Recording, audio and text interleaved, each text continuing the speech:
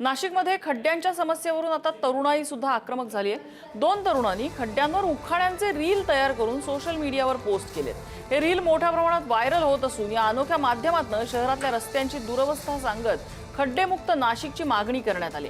या व्हिडिओला नागरिकांकडून मोठा प्रतिसाद मिळतोय आणि महापालिकेच्या कारभारावरही टीका होतीये।